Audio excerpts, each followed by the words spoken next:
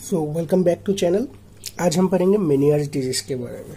ठीक है, तो मेनियर्स डिजीज देखिए, इसका डेफिनेशन जानने से पहले आपको पहले एक निमोनिक्स देता हूँ जिससे इजीली आप कभी भी याद कर सकते हो। यहाँ पे 5 लेटर्स है, हमने लिखा है कि वेरी फास्ट। ठीक है, तो वेरी फास्ट का वी लिखा है, बाकी का नीडेड नहीं है, शॉर्ट फॉर्म में लिखा है। तो वेरी फास्ट का V stand for acute attack of vertigo, F stand for fluctuating sensorial hearing loss, मतलब जो हियरिंग लॉस होगा वो फ्लक्चुएट करता है। A stand for aural fullness, S stand for, S से याद करना कि डेफिनेशन में एक शब्द आता है जो कि काफी इंपॉर्टेंट है, and this things are happening spontaneously. T stand for tiny. तो अब अगर मैं बात करूं इटियोलॉजी की, इटियोलॉजी में क्या होता है, ये जो है ये तो इडियोपैथिक है। इडियोपैथिक का मतलब आप लोगों को पता है कि इसका सही कारण हमें नहीं पता।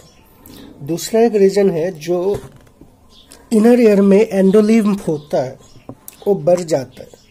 अब कैसे बढ़ सकता है, देखिए, एक तो है कि उसका प्रोडक्शन बढ़ गया तो उसका अमाउंट भी बढ़ जाता है।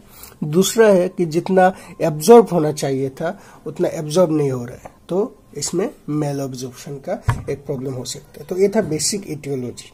ठीक है, आप क्लिनिकल फीचर में देख सकते हैं क्या क्या होता है। हमने देख के रखा है निमोनिक्स, उससे याद आ जाएगा, बस हमें थोड़ा सा सजा के लिखना है। होता है क्या कि मैंने वर्टिगो कहा था, एक्चुअली में होता है रिकरेंट अटैक ऑफ वर्टिगो। ठीक है, spontaneous vertigo with nausea and vomiting कह सकते हैं, क्योंकि वर्टिगो में वो कॉमन है। Unilateral low frequency hearing loss पहले होता है। फिर परसिस्टेंट वर्टिगो हो सकता है, ये लिखा है कि मिनट से आवर तक रह सकता है जब परसिस्टेंस वर्टिगो होगा। टाइनिस्टस और हियरिंग लॉस कभी कभी पूरा देर तक रहता है। अब पोस्चरल इम्बैलेंस, किसी को नोजिया वोमिटिंग वर्टिगो आ रहा है तो ये कॉमन चीज है कि उन्हें पोस्चरल इम्बैलेंस होगा उन्हें, है ना। तो ये चीजें जो अटैक है, अटैक को हम 3 फेज में डिवाइड कर सकते हैं। तो आप देख सकते हैं कि सपोज यहाँ पे मैंने फेस लिखा और डिवीजन लिखा, तो फर्स्ट पेज आता है इरिटेटिव फेज, आई लिखा। सेकेंड आता है पैरेटिक फेज, मैंने पी लिखा, और रिकवरी फेज। यहाँ पे क्या होता है, निस्टेगमस मतलब मूवमेंट ऑफ आई बॉल, जो ब्लरिंग ऑफ विजन कर सकते हैं, निस्टेगमस रहता है। ड्यूरेशन डिस, ठीक है। तो निस्टेगमस इरिटेटिव फेज में कहाँ पे रहता है, जो कान इफेक्टिव है उस कान की तरफ, टूवर्ड्स अफेक्टेड ईयर। कितने समय तक, लेस देन 1 आवर, ज्यादा समय के लिए नहीं है। पैरेटिक फेज में भी निस्टेगमस रहेगा, but it is away from effective year. ठीक है। ड्यूरेशन आवर्स 2 डेज तक वेरी कर सकता है ये। और रिकवरी फेज में यहाँ पे भी निस्टेगमस रहेगा, but towards, not away, towards affected year, और सेम ड्यूरेशन आवर्स 2 डे तक वेरी कर सकता है। ये था क्लिनिकल फीचर। चलिए डायग्नोसिस देखते हैं। तो डायग्नोसिस में हम देख सकते हैं कि एक है पॉसिबल मेनियर्स डिजीज। पॉसिबल मेनियर्स डिजीज एक कब होगा, जब पेशेंट को स्पॉन्टेनियसली मतलब लगातार 2 बार वर्टिगो अटैक आए, विदाउट एनी ऑडिटरी सिम्टम, मतलब टाइनिटस, हियरिंग लॉस कुछ भी ना हो, तो ये हो गया पॉसिबल मेनियर डिजीज। उसके बाद एक फिनोमेना आता है, उससे कह सकते हैं probable, not possible, probable Meniere disease. Probable Meniere disease में सेम चीज, स्पॉन्टेनियस 2 टाइम वर्टिगो, साथ में आपका ओरल साइंस होगा।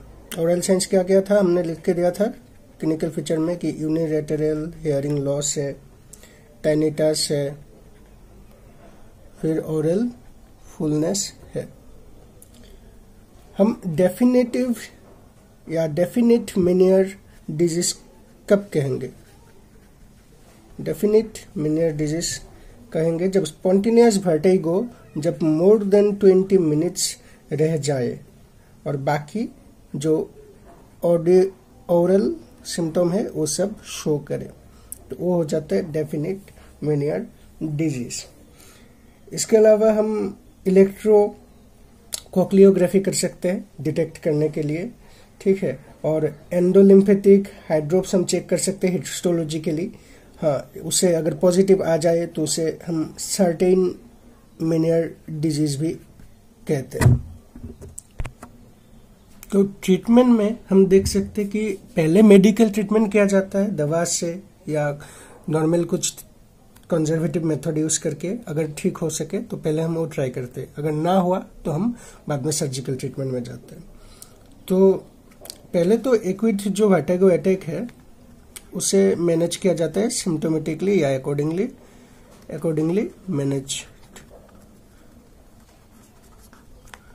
उसके बाद सोडियम रेस्ट्रिक्शन किया जाता है, क्योंकि सोडियम वर्टिगो ज्यादा करता है। तो सोडियम पहले हमने सोडियम रेस्ट्रिक्शन कर दिया, ठीक है, कि अब बाहर से सोडियम कम लीजिए, सॉल्ट कम लीजिए। उसके बाद अगर बॉडी में और रेस्ट्रिक्शन करने के बाद भी ज्यादा सोडियम है तो हम क्या करते हैं कि डायूरेटिक्स दे देते हैं। अगर सोडियम बाहर है तो सोडियम डायूरेटिक्स के यूज से बाहर निकल जाएगा। बीटा हिस्टीन एक ड्रग है जो इफेक्टिव पाया जाता है, उसे 48 मिलीग्राम पर डे के हिसाब से दिया जाता है। अगर इन्फेक्शन का चांसेस है तो हम जेंटामाइसिन एंटीबायोटिक इंजेक्शन यूज करते हैं, अगर इन्फेक्शन का चांस है तो। सर्जिकल ट्रीटमेंट में हम क्या करेंगे? सर्जिकल में बेसिकली सर्जिकल में 3 चीजें किया जाता है। एक है जो एंडोलिम्फ जो है, एंडोलिम्फ उसका सेक का सर्जरी कर दिया जाता है। एंडोलिम्फ सेक सर्जरी आप याद कर लीजिए, एंडोलिम्फ। दूसरा सर्जरी किया जाता है वेस्टिबुलर न्यूरेक्टमी, वेस्टिबुलर अपैरेटस में न्यूरेक्टोमी कर दिया जाता है। तीसरा सर्जरी किया जाता है सर्जिकल लेविरेंथेक्टोमी, लेविरेंथेक्टोमी। तो बेसिकली ये था मेनियर्स डिजीज के बारे में। धन्यवाद।